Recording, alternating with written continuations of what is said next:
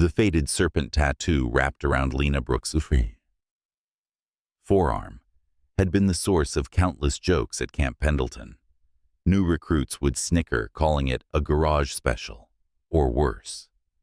But when Colonel Vincent Nash caught sight of that same mark during a routine inspection, his face went white as desert sand. Without hesitation, he stripped off his jacket, revealing an identical tattoo on his shoulder. "She's not logistics," he whispered to his aide, his voice trembling. "She's former Unit Meridian. Only 6 of us made it out alive." What happened next would shake the very foundations of everything the Marines thought they knew about the quiet woman who fixed their vehicles. The California sun beat down mercilessly on the motor pool at Camp Pendleton, casting harsh shadows between the rows of military vehicles that stretched across the compound like metal monuments to American might. Lena Brooks wiped the sweat from her brow with the back of her grease-stained hand, leaving a dark smudge across her forehead as she bent back over the engine of a Humvee that had been giving the mechanics trouble for days. The sound of her wrench clicking against metal rang out in a steady rhythm, punctuated by the distant shouts of drill instructors putting recruits through their paces on the nearby parade ground. Lena had settled into a comfortable routine of anonymity within the sprawling military base. She arrived each morning, punched her time card, and disappeared into the maze of vehicles where she could work in relative peace. Her colleagues knew her as reliable, competent, and refreshingly drama-free, a woman who could diagnose engine problems with an almost supernatural intuition, and who never complained about the long hours or the backbreaking work that came with keeping hundreds of military vehicles operational. What they didn't know, what nobody at Camp Pendleton suspected, was that Lena Brooks had once been someone entirely different. The woman who now spent her days elbow-deep in engine grease had previously moved through shadows, in places most people couldn't pronounce, carrying out missions that would never appear in any official military record. The transformation from that life to this one had been deliberate, calculated, and absolutely necessary for her survival. The tattoo on her left forearm served as both a reminder and a burden, a piece of permanent ink that connected her to a past she had worked desperately to leave behind. The design itself appeared deceptively simple, a minimalist serpent, coiled around a compass rose rendered in fading black ink that suggested it had been applied years ago by someone who valued function over artistry. To the casual observer, it looked like the kind of tattoo a young person might get, on impulse perhaps during a wild weekend, in some military town where tattoo parlors stayed open late to catch sailors and Marines looking to commemorate their service with permanent reminders etched into their skin. The reality was far more complex and infinitely more dangerous. Private Rodriguez was the first to comment on it. Barely into his deployment to Camp Pendleton, fresh out of boot camp with the kind of cockiness that only came from surviving 13 weeks of controlled hell, he spotted the tattoo while Lena was reaching into the engine compartment of his unit's transport vehicle. "Nice ink, Brooks," he said with a smirk that suggested he found the whole thing amusing. "Did you lose a bet or something?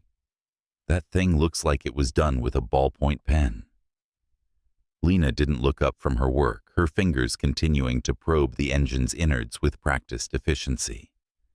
"It's functional," she replied simply, her voice carrying the kind of flat disinterest that usually discouraged further conversation. But Rodriguez was young and hadn't yet learned to read the subtle warning signs that more experienced Marines recognized instinctively. Functional how he pressed, emboldened by what he mistook for shyness. "Does it help you fix trucks better? Maybe it's like a magic mechanic charm or something." His comment drew chuckles from the other recruits who had gathered around to watch the interaction, their laughter carrying the edge of cruelty that young men often displayed when they thought they had found an easy target.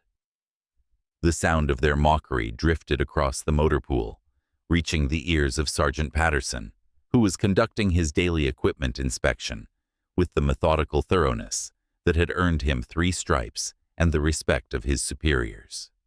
Patterson had been watching Lena work for months now, and while he had noticed the tattoo, he had also noticed something else, something that the younger Marines were too inexperienced to detect. There was a quality to the way Lena moved, a controlled precision in her gestures, and a constant awareness of her surroundings that spoke of training that went far beyond standard military vehicle maintenance. Rodriguez Patterson barked, his voice cutting through the laughter like a blade through silk.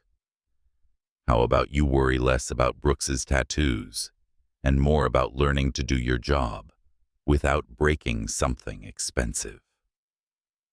The rebuke was sharp enough to scatter the gathering crowd, but Patterson caught the brief flash of gratitude in Lena's eyes before she returned her attention to the engine, and he filed that moment away in the part of his mind where he stored observations that didn't quite fit the official narrative. As time passed, the comments about Lena's tattoo became a running joke among certain circles of the base. New arrivals would invariably notice it and feel compelled to comment, as if the simple act of acknowledging its existence somehow established their place in the base's informal hierarchy. Some suggested she should have it covered up or removed. Others speculated about its origins, with the kind of creative storytelling that flourished in military barracks, where gossip was one of the few forms of entertainment readily available. Lena endured it all with the same stoic patience she brought to every other aspect of her carefully constructed new life. She had learned long ago that drawing attention to herself in any way, even to defend against mockery, was a luxury she couldn't afford. The tattoo was visible, unchangeable, a permanent marker of her past that she had accepted as part of the price of her current existence. Better to let them think it was meaningless, a youthful mistake, or a memorial to some forgotten boyfriend, than to reveal the truth about what those intertwined symbols really represented. The serpent wrapped around the compass wasn't just decorative art. It was a mark of membership in something that officially didn't exist, a brotherhood forged in places where maps ended and GPS signals couldn't penetrate. Unit Meridian had been created in the shadows between different branches of military intelligence, a small team of specialists tasked with operations that were too sensitive for conventional forces and too dangerous for regular special operations units. They worked without official backing, without recognition, and without the safety net of government acknowledgement if things went wrong. And things had gone very, very wrong. The memory of that final mission still visited Lena in the early hours before dawn, when the base was quiet and her mind couldn't distract itself with the familiar rhythms of work. She would lie in her narrow bunk in the enlisted women's quarters, staring at the ceiling, while her subconscious replayed fragments of that night in vivid, unwelcome detail, the sound of automatic weapons fire echoing off canyon walls, the acrid smell of burning fuel, the weight of a wounded teammate across her shoulders as she struggled through terrain that seemed designed to kill anyone foolish enough to attempt passage. 7 people had gone into those mountains. Only 6 had come out, and 2 of those hadn't survived the extraction. The official story, insofar as there was an official story at all, attributed their mission to a training accident in a remote area of Nevada. The casualty reports were buried in classified files that would remain sealed for decades, and the surviving members of Unit Meridian were quietly reassigned to positions where they could be monitored and contained. Lena's reassignment to vehicle maintenance at Camp Pendleton had been presented as a reward for her service, an opportunity to use her technical skills in a safe environment, while the military decided what to do with someone who knew too much about operations that had never officially occurred. She understood it for what it really was, a comfortable form of house arrest, where she could be useful without being dangerous, where her skills could contribute to the larger military machine, while her knowledge remained safely contained within the boundaries of a base where every conversation could be monitored and every movement tracked. The routine of her new life had a numbing quality that she found both comforting and disturbing. Each day followed the same pattern, the same faces, the same problems that could be solved with the right tools and sufficient patience. She had become expert at diagnosing mechanical failures, at understanding the complex systems that kept military vehicles operational under conditions that would destroy civilian counterparts.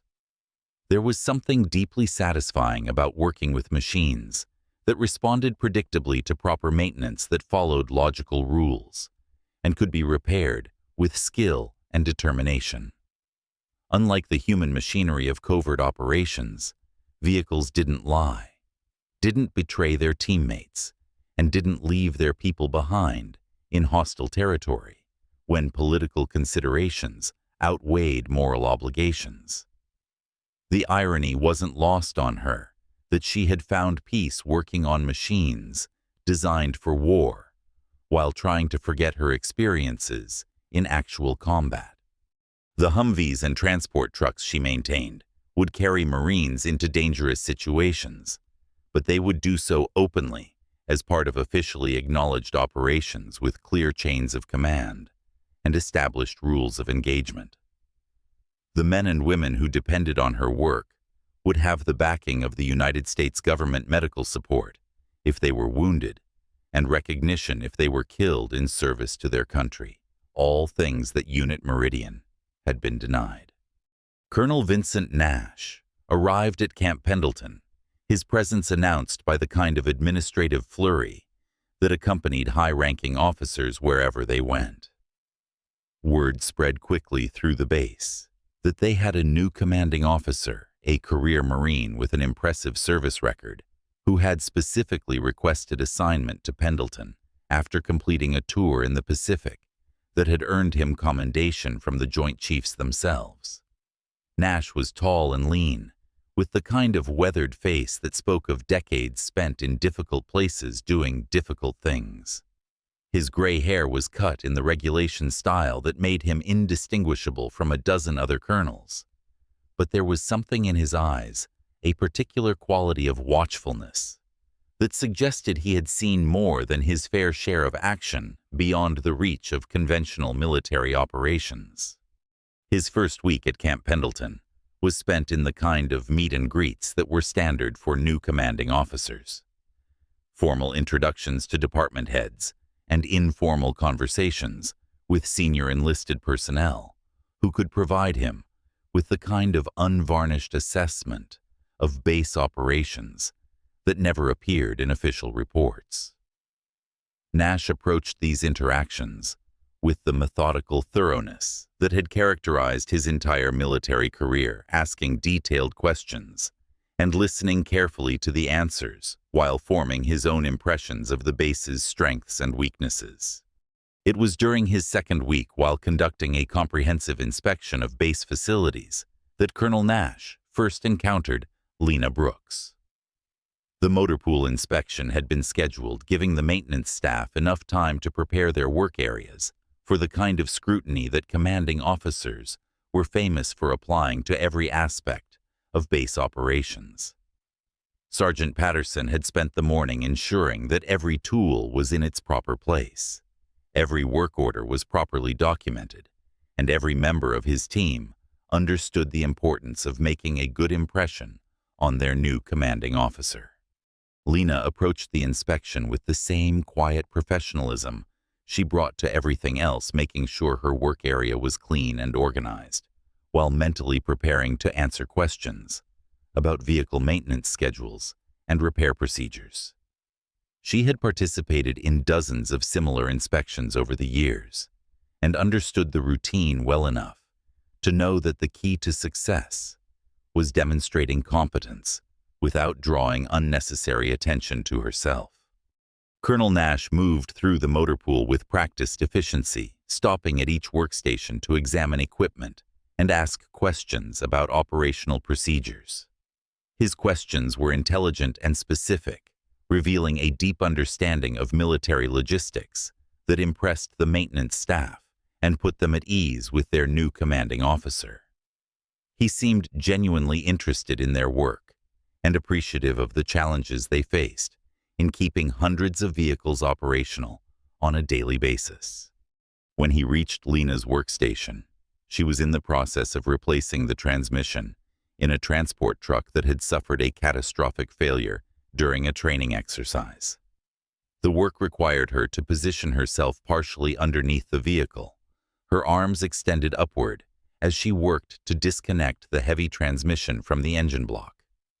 The position left her forearms exposed, and the serpent tattoo was clearly visible in the harsh fluorescent lighting of the motor pool. Nash stopped walking. For a moment, that stretched longer than it should have. The colonel simply stood there, his eyes fixed on the tattoo, with an intensity that was completely at odds with the casual nature of the inspection. The change in his demeanor was subtle but unmistakable, a sudden stillness that suggested he had seen something that challenged his understanding of the situation in a fundamental way. Sergeant Patterson, who had been providing a running commentary on maintenance procedures, noticed the colonel's sudden silence and followed his gaze to where Lena was working. "That's Brooks, sir," he said, assuming the colonel's attention had been caught by her unusual positioning under the truck. "One of our best mechanics. She's got an instinct for diagnosing problems that I've never seen matched." Nash didn't respond immediately. Instead, he stepped closer to where Lena was working his movement, careful and deliberate, in a way that suggested he was processing information that went far beyond routine inspection protocols. When he spoke, his voice carried a quality that hadn't been present during the rest of the inspection, a careful neutrality that somehow managed to convey both authority and uncertainty. "Brooks," he said, and there was something in the way he pronounced her name that made Lena freeze in the middle of loosening a bolt. "Could you step out from under there for a moment?" The request was phrased politely, but it carried the unmistakable weight of a direct order from a superior officer. Lena carefully set down her tools and slid out from underneath the truck, coming to attention with the automatic precision that was drilled into every member of the military from their first day of basic training. Her eyes met Nash's briefly, before shifting to the regulation position, slightly above and to the right of his shoulder, but that brief moment of eye contact was enough to confirm what the colonel had already begun to suspect. He had seen those eyes before in a classified briefing room, in a building that didn't officially exist, as part of a mission that had never been formally acknowledged by any branch of the military. "At ease," Nash said, though his own posture remained rigid with the kind of tension that came from recognizing a face from a past that was supposed to stay buried. His gaze shifted to her forearm, where the serpent tattoo was clearly visible now that she was standing upright, and for several seconds, the motor pool was filled with the kind of silence that made everyone present acutely uncomfortable. Sergeant Patterson cleared his throat, clearly sensing that something significant was happening, but unable to understand what it might be. "Sir, is there something specific about Brooks's work that you'd like to discuss? Her performance reports have been exemplary, and she's never had any disciplinary issues." Nash seemed to remember where he was and why he was there, though his eyes never left the tattoo on Lena's arm. "What's the significance of that tattoo, Brooks?" He asked, his voice carefully controlled, in a way that suggested the answer was far more important than the casual nature of the question would indicate. Lena felt her heart rate increase, but her expression remained neutral as she considered her response. This was the moment she had been dreading since the day she had been assigned to Camp Pendleton, the inevitable confrontation with someone who might recognize the significance of the mark she carried. She had hoped it would never come, that she could complete her unofficial exile in anonymity and eventually transition to civilian life without ever having to explain what the serpent and compass represented. "It's personal, sir," she replied, using the kind of non-answer that was technically truthful while revealing nothing of substance, a reminder of past experiences. Nash studied her face with the intensity of someone trying to solve a puzzle with pieces that didn't quite fit together. There was recognition in his eyes, but also confusion, as if he was trying to reconcile the woman standing before him with someone he had known in a completely different context. The tension in his posture suggested that whatever memories the tattoo had triggered were not entirely pleasant ones. "Past experiences," he repeated, and there was something in his tone that made it clear he understood exactly what kind of experiences she was referring to. His gaze shifted to Sergeant Patterson and the other members of the maintenance team, who were watching the exchange with growing curiosity, and Lena could see him calculating the risks of continuing this conversation in front of witnesses who lacked the necessary security clearance to understand what was really being discussed. Without another word, Colonel Nash began removing his uniform jacket, his movements deliberate and purposeful, in a way that captured the attention of everyone present. The jacket came off smoothly, revealing the standard-issue military undershirt that every Marine wore beneath their uniform. For a moment, it seemed like he was simply adjusting his clothing in response to the heat of the motor pool. Then he pulled the undershirt over his head, exposing his torso to the shocked stares of the maintenance team. On his left shoulder, rendered in the same faded black ink as Lena's tattoo, was an identical serpent wrapped around an identical compass rose. The silence that followed was absolute, broken only by the distant sounds of base operations that seemed to fade into irrelevance as everyone present tried to process what they were seeing. Sergeant Patterson's mouth opened and closed without producing any sound, while the other mechanics simply stared in bewilderment at their commanding officer's unexpected revelation. Nash's eyes never left Lena's face, as he stood there shirtless in the middle of the motor pool, his tattoo clearly visible to everyone present. When he spoke, his voice was barely above a whisper, but every word carried the weight of shared experience and mutual recognition. "She's not logistics," he said, speaking to Sergeant Patterson, but looking directly at Lena. "She's former Unit Meridian. Only 6 of us made it out." The words hung in the air, like smoke from a distant fire, carrying implications that none of the witnesses could fully understand, but all of them could sense were profoundly significant. Lena felt something inside her chest tighten, a combination of relief and terror that came from having her carefully constructed cover blown by someone who had shared the same nightmare that had shaped the last several years of her life. Colonel Nash slowly put his undershirt back on, his movements careful and measured as he regained his composure. The brief moment of vulnerability had passed, but its impact continued to reverberate through the motor pool like ripples on a still pond. When he was fully dressed again, he turned to Sergeant Patterson with the kind of authoritative bearing that reminded everyone present of his rank and position. "Sergeant Patterson." "I need to speak with Brooks privately," he said, his voice carrying the unmistakable tone of a direct order. "The rest of you can continue with your duties, but I want it understood that what just happened here doesn't leave this motor pool. That's not a request." Patterson nodded quickly, his confusion evident, but his obedience absolute. "Yes, sir. You heard the Colonel. People back to work and keep your mouths shut about what you just saw." The maintenance team dispersed with the kind of reluctant efficiency that came from following orders they didn't entirely understand, casting curious glances back at Lena and Nash as they returned to their respective workstations.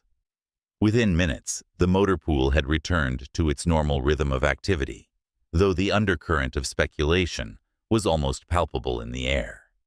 Nash waited until they had relative privacy before speaking again, his voice low enough to avoid being overheard by the other mechanics. "We need to talk," he said simply, and Lena nodded her agreement, understanding that the conversation they were about to have would fundamentally alter the careful equilibrium she had maintained for years. "Your office, sir?" she asked, and there was something in her tone that suggested she understood the gravity of the situation they both found themselves in. Neither Nash replied.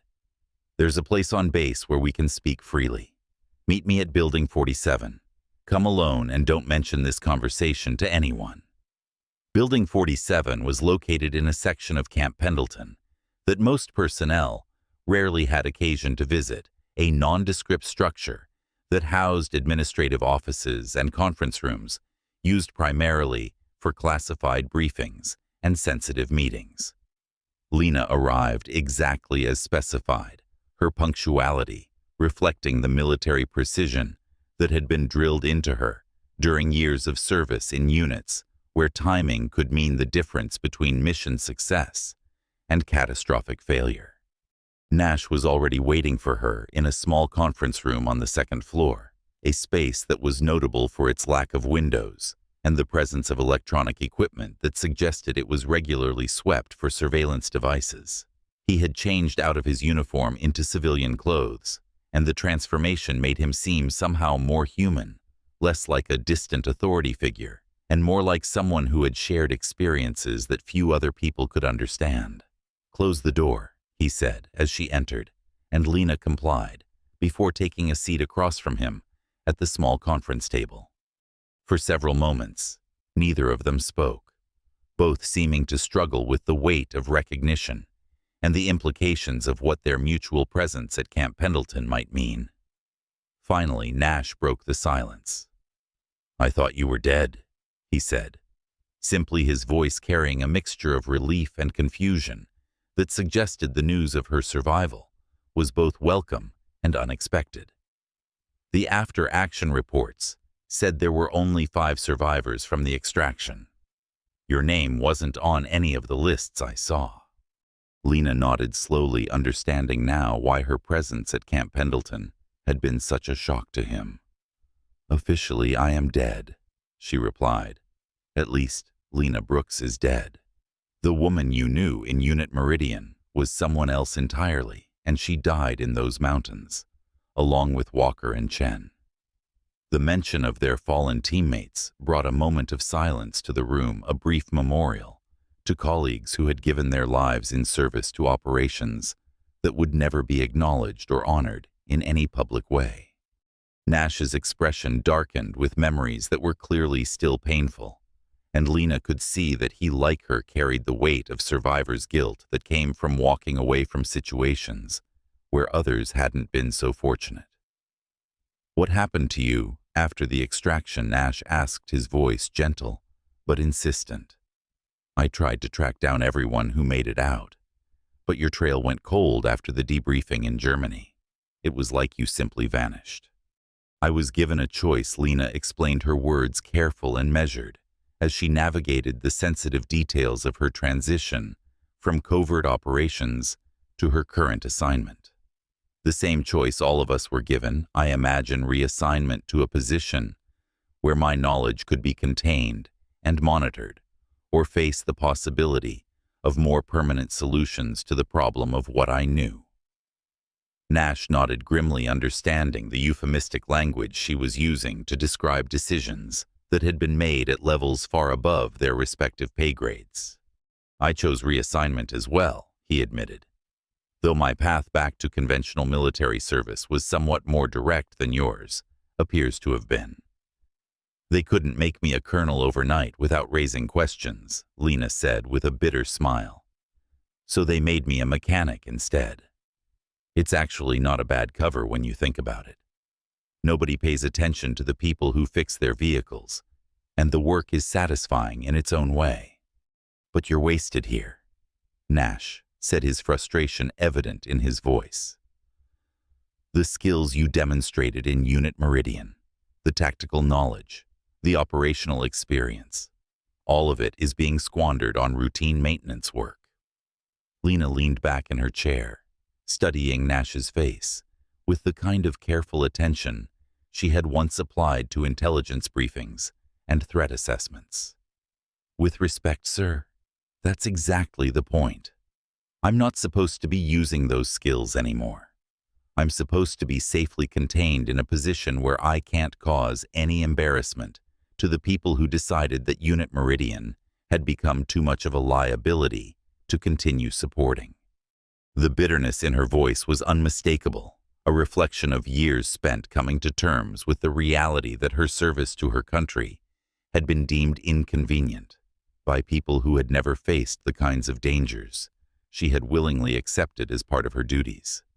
Nash seemed to recognize that bitterness, perhaps because he had experienced similar feelings during his own transition back to conventional military service.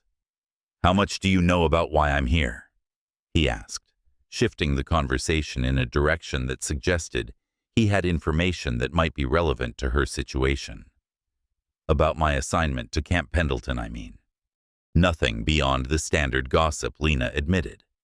"You requested the assignment after completing a tour in the Pacific. Impressive service record commendation from the Joint Chiefs, the usual credentials that come with colonel rank." Nash smiled humorlessly. "The truth is somewhat more complex than that. I didn't request this assignment. It was given to me just like your assignment to the motor pool was given to you. The difference is that my orders came with additional responsibilities that go beyond standard base command duties." Lena felt a familiar tension building in her chest, the kind of alertness that had once served her well in hostile environments where danger could emerge from unexpected directions. What kind of additional responsibilities? The kind that involve keeping track of former Unit Meridian personnel? Nash replied, his words carrying implications that were both reassuring and disturbing. "There are 6 of us scattered across different assignments, different bases, different branches of service. My job, among other things, is to monitor our welfare and ensure that we're all adjusting successfully to our new roles." "And if we're not adjusting successfully?" Lena asked, though she suspected she already knew the answer. "Then other arrangements would need to be made," Nash said simply, confirming her fears with the kind of bureaucratic language that was often used to describe decisions that were both final and irreversible. The weight of this revelation settled over the room like a heavy blanket, and Lena found herself reevaluating everything about her assignment to Camp Pendleton in light of this new information. She had assumed that her posting was simply a convenient way for the military to keep her out of trouble while making use of her technical skills. But Nash's presence suggested that the situation was far more complex and potentially dangerous than she had realized. "So you're here to watch me," she said, stating the obvious conclusion that followed from what he had told her. "Among other things," Nash confirmed. "Though I have to admit, I'm somewhat relieved to discover that you're adjusting as well as you appear to be. Your performance reports have been exemplary, and there's been no indication that you're having difficulty with the transition to civilian-style duties." "Because I've been very careful to give exactly that impression," Lena replied. "I understood from the beginning that my continued survival depended on convincing the right people that I was no longer a threat to anyone or anything." Nash leaned forward, his expression intense as he studied her face. "But that's not entirely true, is it? You are still a threat, just a carefully contained one. The skills you learned in Unit Meridian don't simply disappear because you're working on truck engines instead of classified operations." "No, they don't disappear," Lena agreed. "But I've become very good at pretending they don't exist. It's amazing how invisible you can become when people think they know exactly who you are and what you're capable of. The question is, Nash said, his voice dropping to barely above a whisper, what happens when circumstances arise that require those skills to be used again? The question hung in the air between them, loaded with implications that neither of them was quite ready to address directly.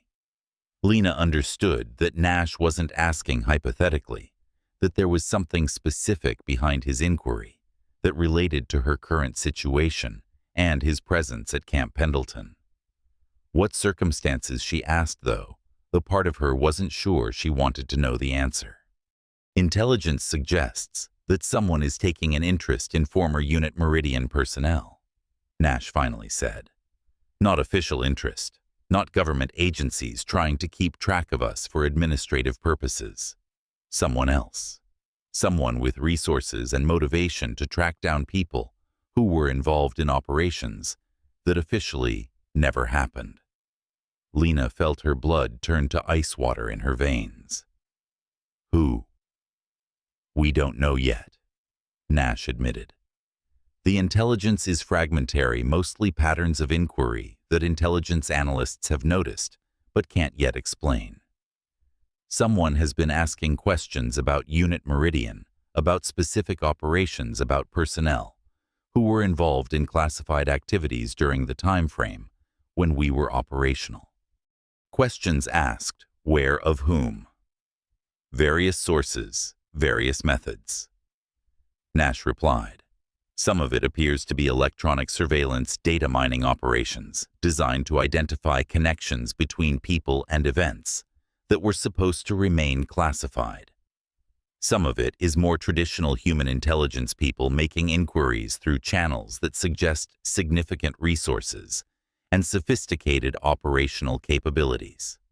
Lena processed this information with the kind of analytical mindset that had once made her invaluable in situations where incomplete intelligence had to be transformed into actionable operational plans.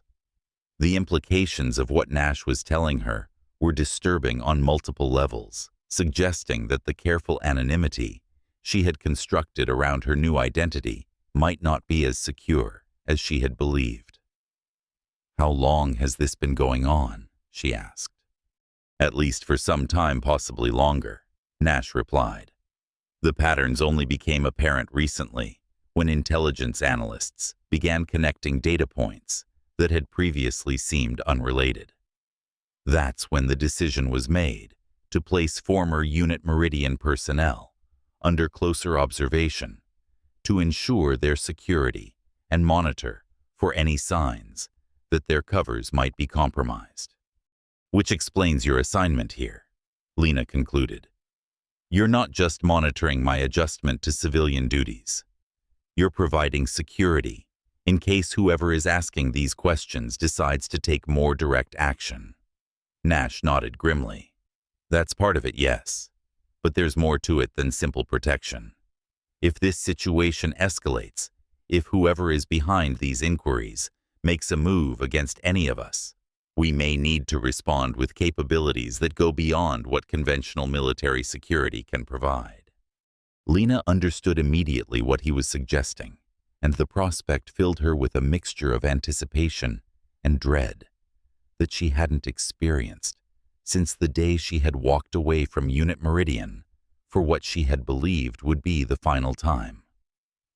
You're talking about reactivating operational capabilities. I'm talking about the possibility that circumstances might require us to defend ourselves using skills that we haven't officially possessed for years, Nash corrected, though the distinction was largely semantic. The hope is that it won't come to that whatever this is will resolve itself through conventional intelligence channels. But we need to be prepared for the possibility that it won't. The conversation continued, with Nash providing additional details about the intelligence patterns that had triggered concern at the highest levels of military command. The picture that emerged was troubling but still incomplete, suggesting that someone with significant resources and sophisticated capabilities was systematically investigating Unit Meridian and its former personnel, for reasons that remained unclear. As they talked, Lena found herself slipping back into the analytical mindset that had once been second nature to her, evaluating threats and considering responses with the kind of professional detachment that had made her effective in situations where emotional reactions could prove fatal. It was both comforting and disturbing to discover that those skills remained as sharp as ever, despite years of deliberate disuse.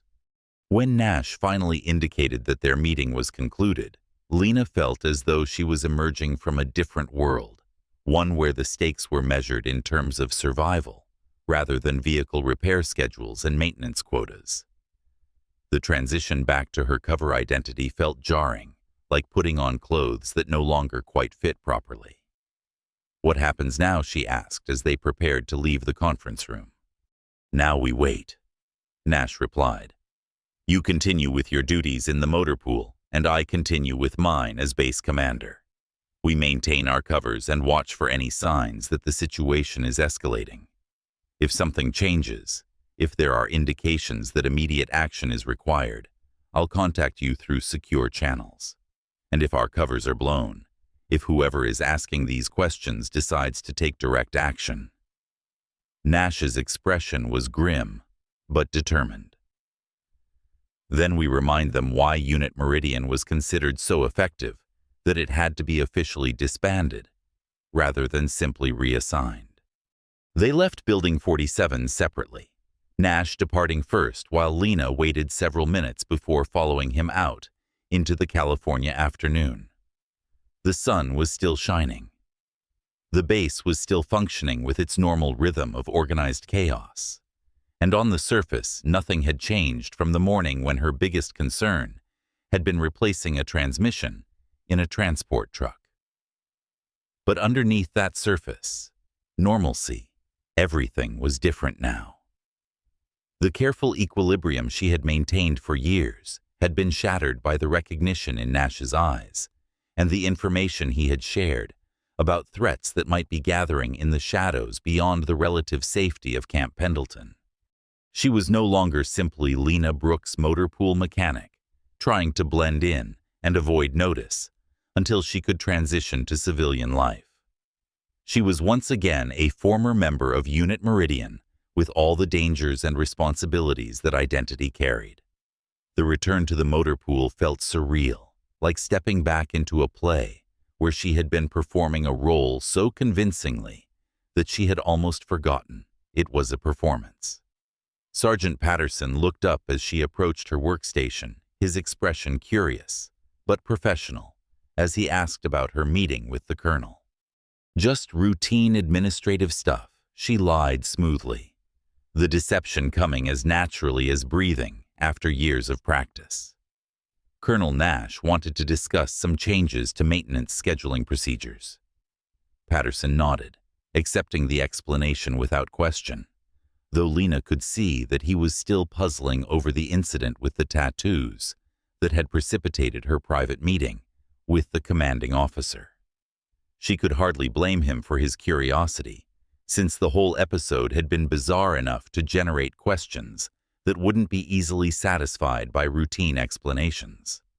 The rest of the day passed in a haze of mechanical tasks that felt both familiar and strange, as if she was performing activities that belonged to someone else's life, while her mind processed the implications of what Nash had told her.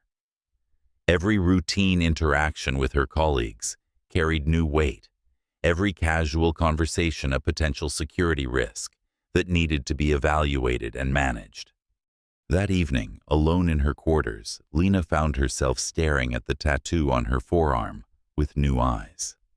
For years it had been a burden, a visible reminder of a past she was trying to leave behind.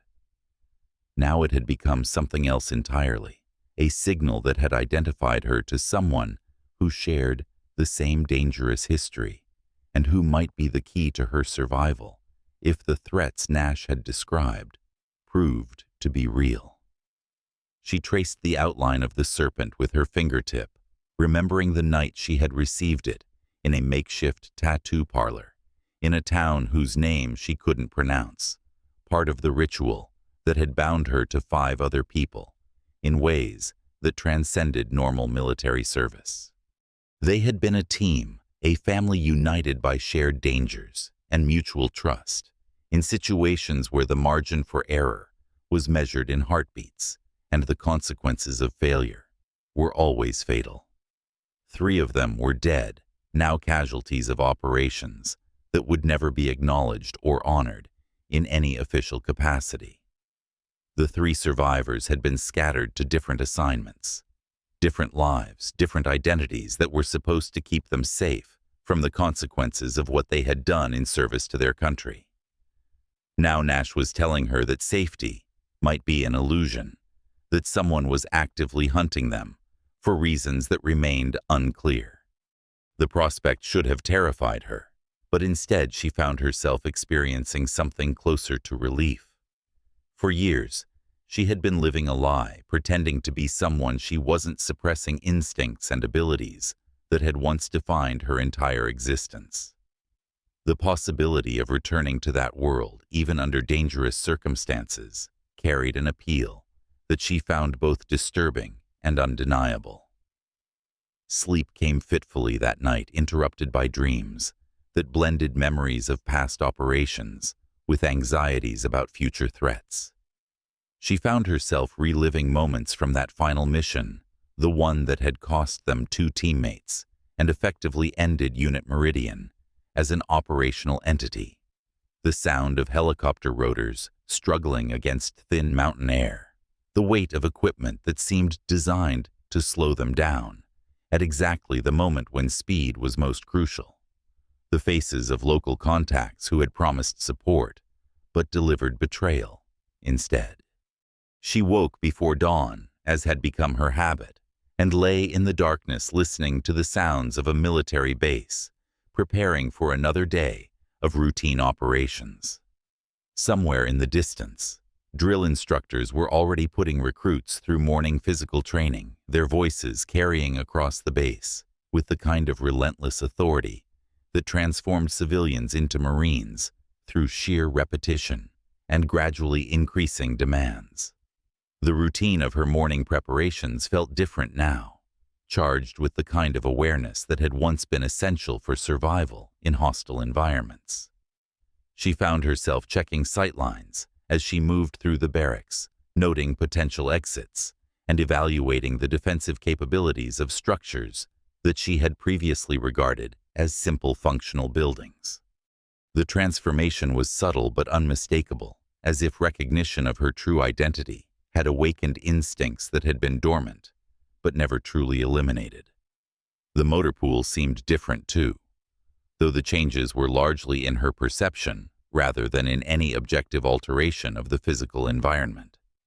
She found herself cataloging the location of tools that could serve as improvised weapons, identifying vehicles that could provide cover or concealment in case of hostile action, calculating fields of fire and escape routes with the kind of automatic tactical assessment that had once been as natural as breathing. Sergeant Patterson noticed the change in her demeanor almost immediately, though he seemed unable to identify exactly what was different about her behavior. "You seem distracted today, Brooks," he observed as she began her morning inspection of assigned vehicles. "Everything okay, just thinking about some things the colonel mentioned yesterday," she replied, which was true enough to satisfy her conscience, while revealing nothing of substance about the actual nature of her concerns. New maintenance procedures can be complicated to implement properly. Patterson nodded, accepting the explanation while continuing to study her with the kind of careful attention that good non-commissioned officers developed after years of managing personnel, who might not always be entirely forthcoming about their personal situations. "Well, if you need any help working through the complications, let me know. I've been dealing with changing procedures for longer than I care to admit." The morning passed quietly, with Lena dividing her attention between routine maintenance tasks and the kind of environmental surveillance that had once been essential for detecting threats before they could develop into active dangers. She found herself paying attention to personnel movements around the motor pool, noting patterns of activity that could provide cover for surveillance or hostile action, cataloging the daily rhythms of base operations in ways that would have seemed paranoid to her colleagues, but felt perfectly natural given her current concerns. It was during her lunch break, while sitting alone in a corner of the base cafeteria, where she could observe the room while eating, that she noticed the man who didn't quite belong. He was dressed in civilian clothes that were just a little too neat, too carefully chosen to blend in with the mix of off-duty military personnel and civilian contractors who frequented the cafeteria during lunch hours. His hair was regulation short, despite his civilian status, and he moved with a kind of controlled precision that suggested military training, though something about his bearing indicated that he wasn't currently serving in any official capacity. More importantly, he was watching her. The surveillance was professional, sophisticated enough that most people would never have noticed it. But Lena's training had included extensive instruction in counter-surveillance techniques, and she recognized the subtle signs of someone conducting systematic observation. The man's position in the cafeteria allowed him to monitor her table while appearing to focus on his own meal, and his movements were timed to avoid direct eye contact while maintaining visual contact with her general location. Lena continued eating at a normal pace, giving no indication that she had detected the surveillance, while using the reflective surfaces around the cafeteria to gather additional information about her observer. He appeared to be alone, though that didn't mean he was operating without support, and his equipment suggested access to resources that went beyond what would be available to casual curiosity seekers or amateur investigators. The situation presented her with several options, none of them particularly appealing. She could attempt to evade surveillance by varying her routine and using the base's complex layout to lose any followers. But that would only work temporarily and might alert her observers to the fact that she was aware of their presence. She could confront the man directly using the public setting of the cafeteria to force him into an uncomfortable position, but that carried the risk of escalating a situation that might be better handled through more subtle means. Or she could contact Nash and let him know that the theoretical threats he had described might be becoming very real indeed. She chose the third option, finishing her lunch at a normal pace before disposing of her tray and leaving the cafeteria through the main entrance. The man didn't follow immediately, but she caught a glimpse of him speaking into what appeared to be a cell phone as she exited the building, confirming her suspicion that he was part of a larger surveillance operation. The walk back to the motor pool took her through several areas of the base, where surveillance would be difficult to maintain without becoming obvious, and she used the opportunity to conduct her own counter-surveillance checking for additional observers while appearing to follow her normal routine. By the time she reached her workstation, she was confident that she wasn't being directly followed, though that didn't mean the surveillance had been abandoned entirely. Sergeant Patterson was waiting for her when she arrived, his expression indicating that something significant had occurred during her absence.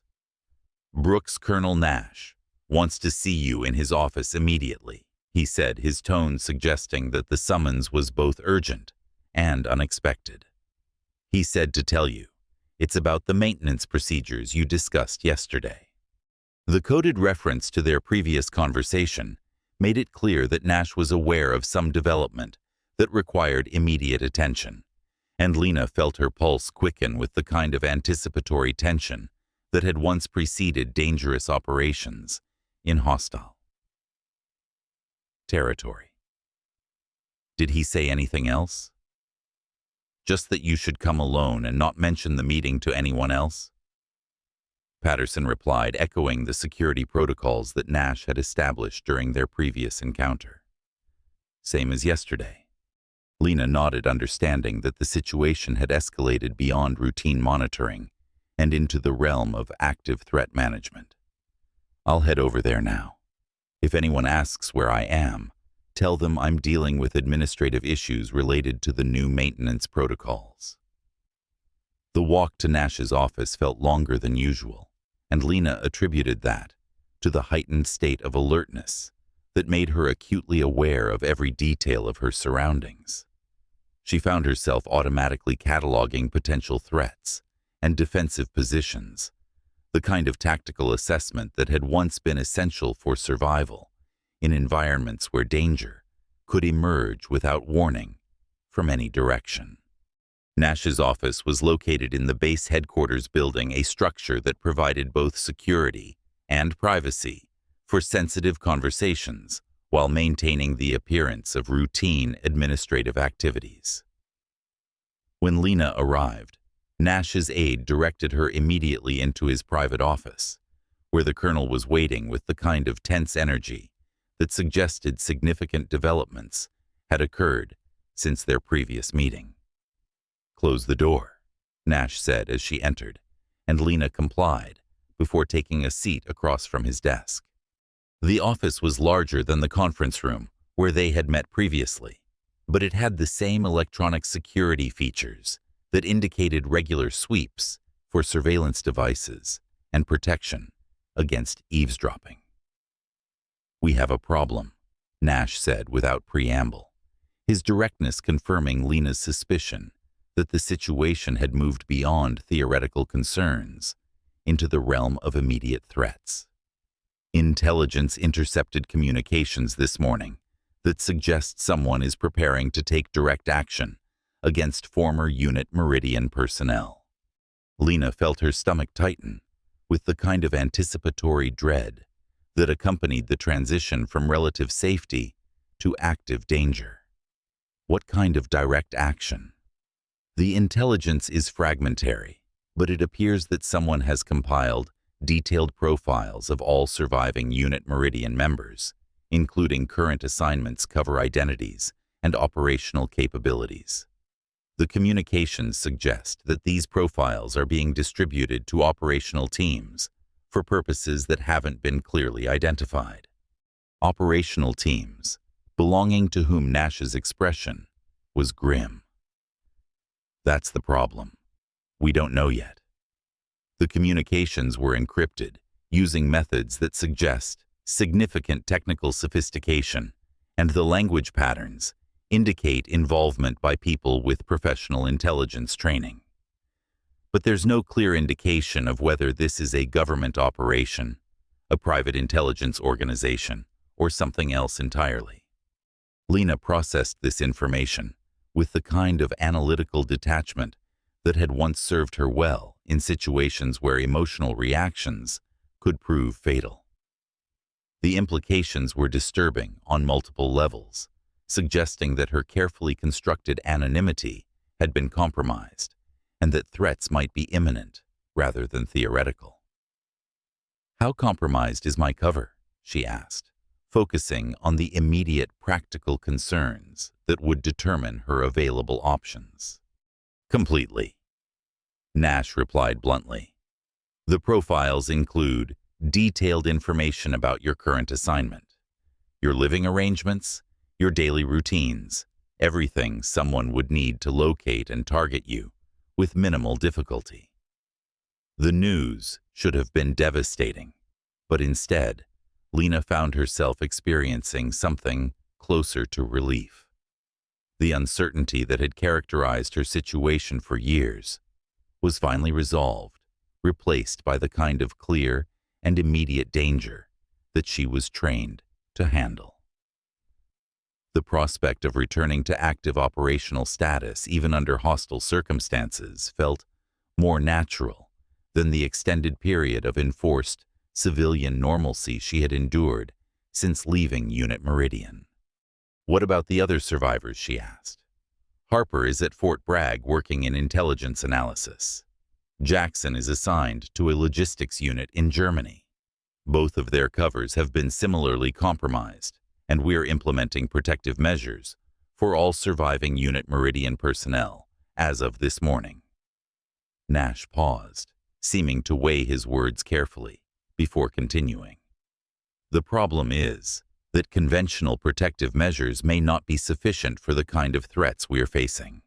If these operational teams are staffed by people with professional intelligence training, they'll be prepared to deal with standard military security protocols. Lena understood immediately what he was suggesting. You're talking about proactive measures.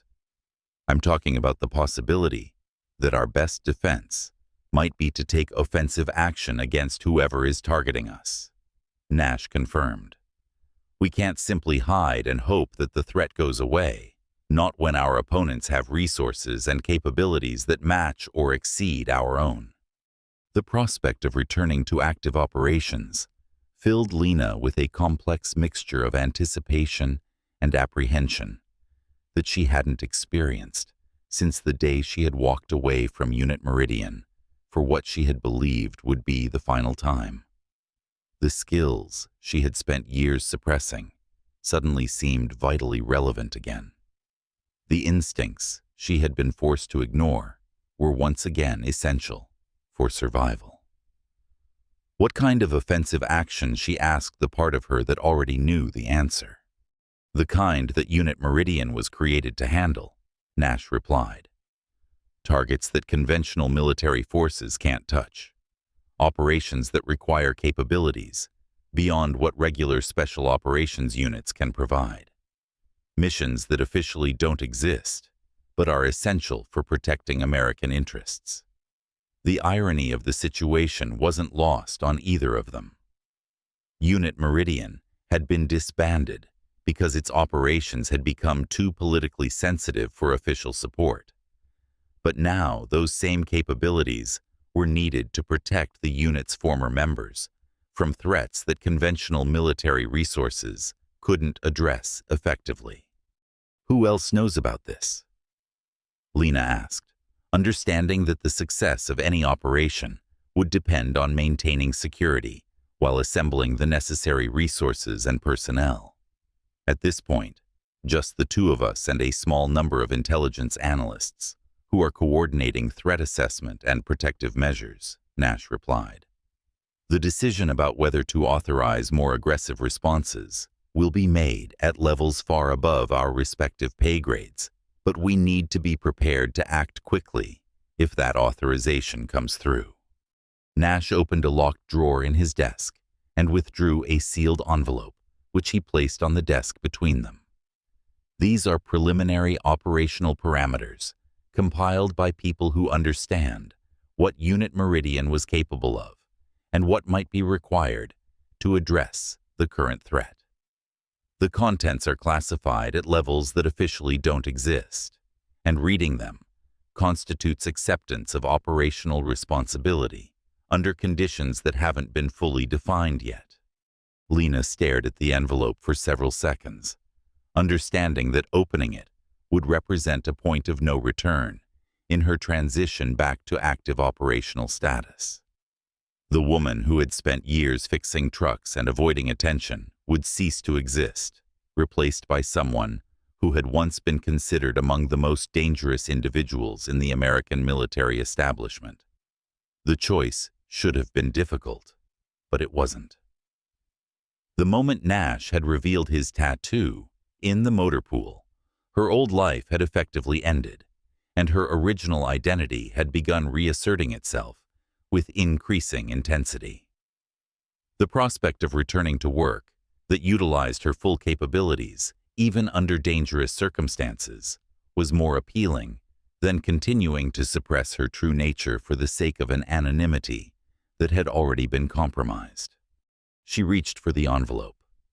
The documents inside were formatted with the kind of clinical precision that characterized high-level intelligence briefings, dense with technical details and operational parameters that painted a picture of threats that were both immediate and sophisticated.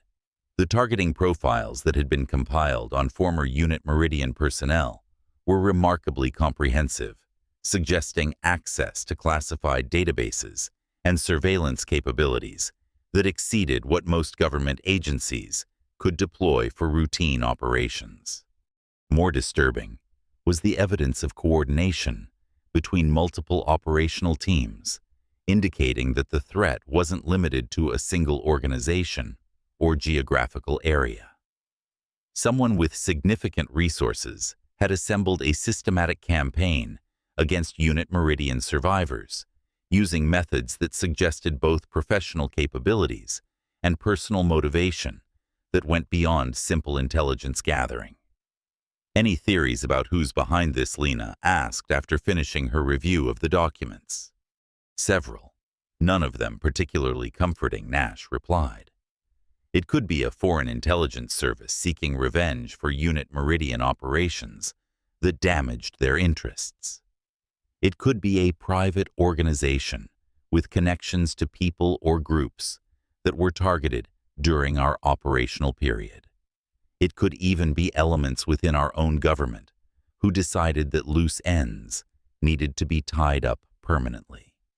The last possibility was perhaps the most disturbing, suggesting that the very people who had once directed Unit Meridian operations might now consider the unit's former members to be liabilities that required elimination. It wouldn't be the first time that intelligence operatives had been abandoned or actively targeted by their own agencies when political considerations outweighed loyalty to personnel who had served faithfully under dangerous conditions. "What's the timeline for a decision about operational authorization?" Lena asked, understanding that their window for proactive measures might be limited by the speed with which hostile forces were moving against them.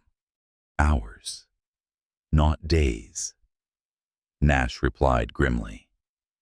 "Intelligence suggests that whatever these operational teams are planning, they're moving toward implementation rapidly.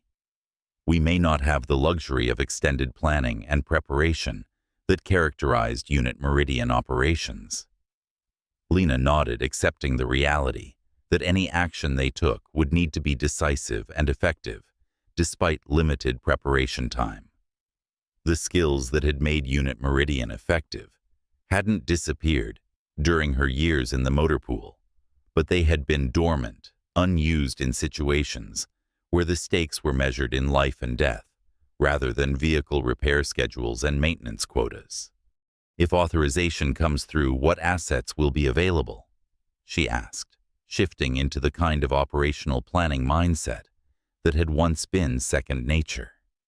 Nash opened another drawer and withdrew a second envelope, this one marked with security classifications that indicated access to resources that went beyond conventional military capabilities.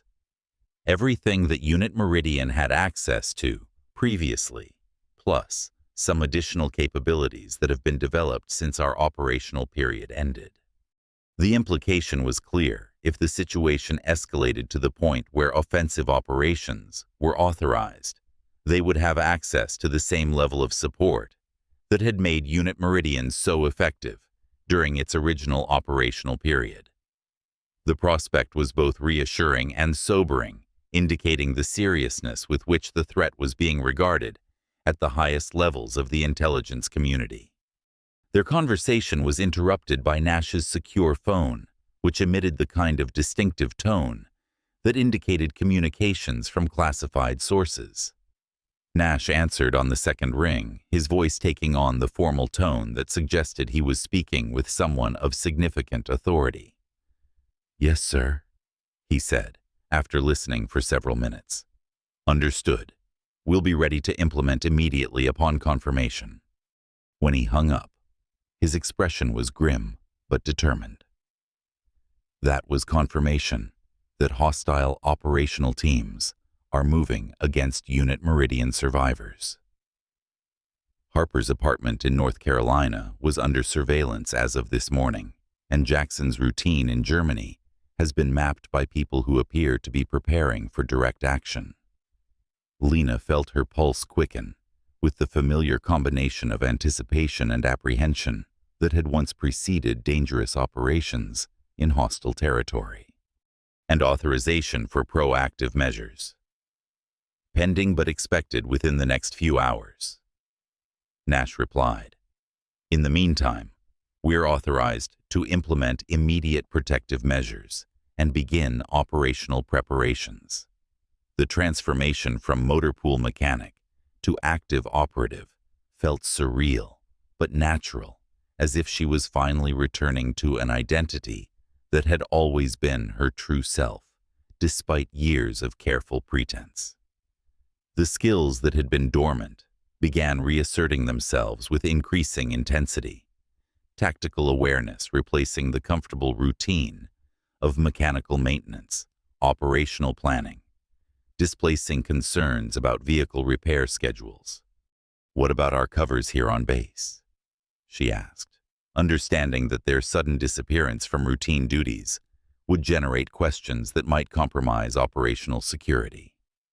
Already handled, Nash replied. As of this afternoon, you're temporarily assigned to special duties that require you to be unavailable for routine motor pool operations. Sergeant Patterson has been told that you're participating in a classified maintenance evaluation that will keep you occupied for an indefinite period. The efficiency with which her cover transition had been arranged indicated that preparations for this possibility had been ongoing for some time, suggesting that the threats against Unit Meridian survivors had been anticipated and planned for at levels far above her current security clearance. The realization was both comforting and disturbing, indicating that she was part of a larger operational framework, while reminding her that her individual survival was just one element in a complex strategic situation. Nash stood up from behind his desk, his movement signaling that their briefing was concluded and operational preparations were beginning. There's a secure facility on base, where we can prepare without risking exposure to hostile surveillance. I'll take you there now, and we can begin reviewing current intelligence and operational parameters. The walk to the secure facility took them through sections of Camp Pendleton that Lena had never seen during her years as a motor pool mechanic, areas that were clearly restricted to personnel with special clearances and operational responsibilities that went beyond conventional military duties. The buildings were nondescript from the outside, but the security measures protecting them indicated that sensitive activities were conducted within their walls on a regular basis. The facility Nash led her to was located in a basement level that appeared to have been constructed specifically for classified operations, with electronic security measures that exceeded anything Lena had encountered during her previous Unit Meridian service. The main operations room was equipped with communications equipment, tactical displays, and computer systems that suggested access to intelligence resources from across the American national security establishment. Welcome back to the world of officially non-existent operations, Nash said as they entered the facility. I know it's been years since you've worked in this kind of environment, but I suspect you'll find that the essential requirements haven't changed much. Lena surveyed the operations room with the kind of professional assessment that had once been automatic noting capabilities and limitations, while beginning to think in terms of mission parameters and operational objectives. The transition from her cover identity felt complete now, as if the woman who had spent years fixing trucks had been revealed as an elaborate disguise that was no longer necessary. The next several hours were spent reviewing intelligence reports, threat assessments, and preliminary operational plans that painted a comprehensive picture of the dangers facing Unit Meridian survivors and the resources available to address those threats. The scope of the hostile operation was broader than Lena had initially realized, involving multiple teams operating in different countries with coordination that suggested significant organizational capabilities and financial resources. More disturbing was the evidence that their opponents possessed detailed knowledge of Unit Meridian operational methods and capabilities, suggesting either access to classified files or information provided by someone with intimate knowledge of the unit's history and personnel. The possibility of betrayal by someone within the American intelligence community added an additional layer of complexity to an already dangerous situation. As evening approached, Nash received the communication they had been waiting for. Authorization for proactive operations had been approved at the highest levels, with parameters that essentially restored Unit Meridian to active status for the duration of the current crisis. The irony wasn't lost on either of them, that a unit that had been disbanded for political reasons was being reactivated to address threats that conventional military forces couldn't handle effectively. "So we're officially operational again?" Lena asked after Nash had briefed her on the authorization details. As official as Unit Meridian ever was, Nash replied with a bitter smile. "Which means that if something goes wrong, we'll be disavowed just as quickly as we're being reactivated now." The familiar pattern of official support combined with plausible deniability was exactly what Lena had expected, but it still carried a sting of betrayal that reminded her why she had been so willing to accept exile to motor pool duty rather than continue serving in operations where loyalty was a luxury that political considerations couldn't always afford.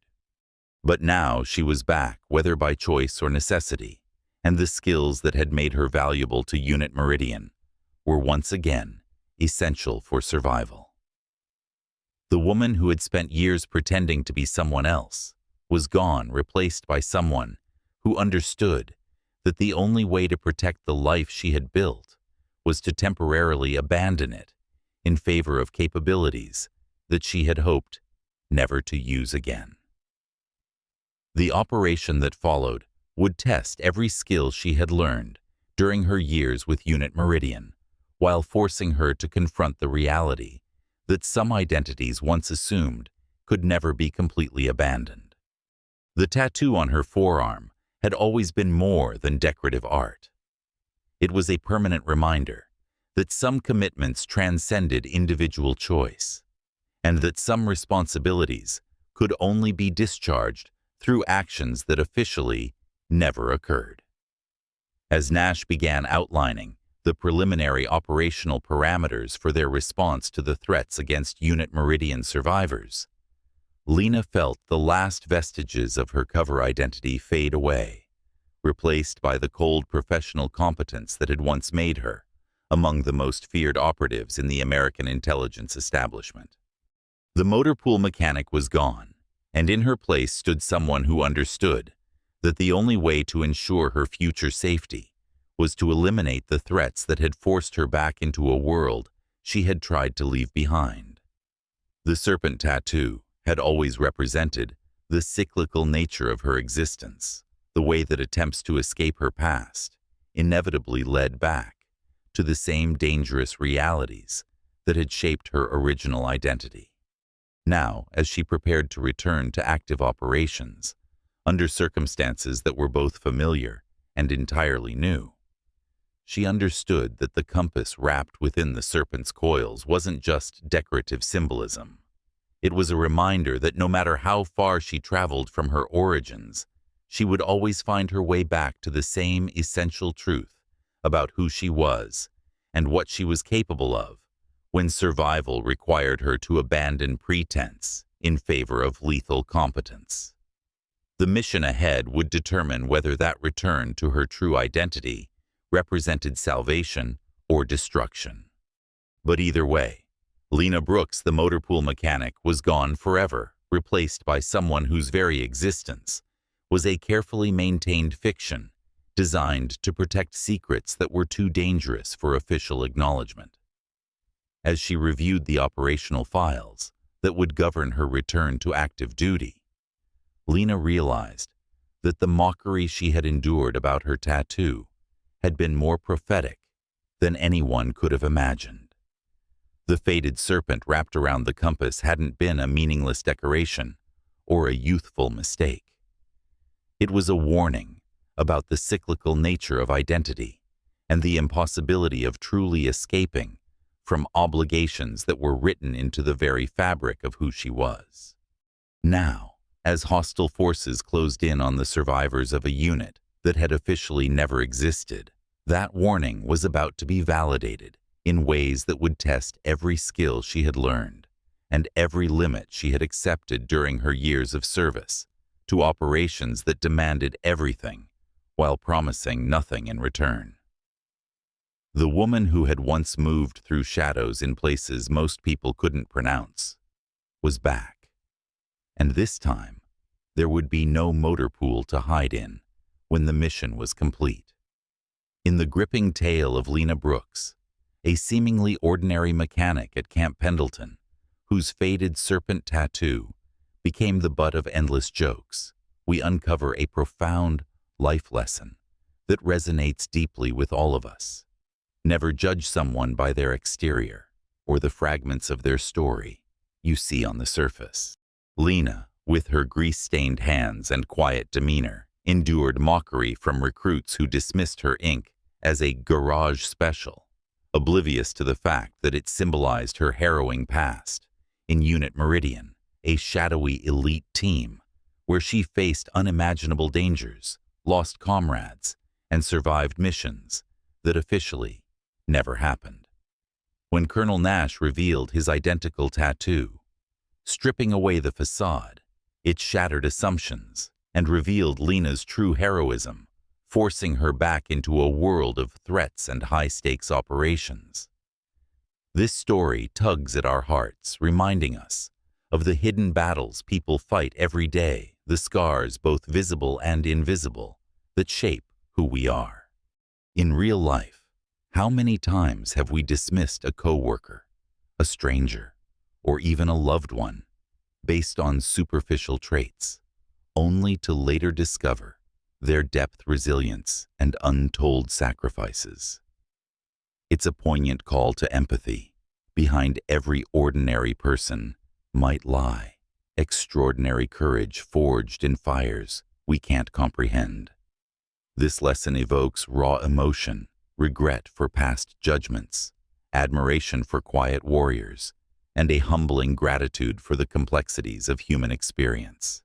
It urges us to pause, listen, and honor the stories etched in others' lives, fostering kindness in a world quick to label.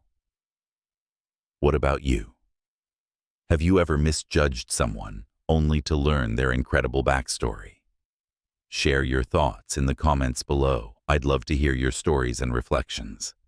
If this moved, you hit that subscribe button and turn on notifications so you never miss another inspiring tale that could change how you see the world. Let's build a community of understanding together.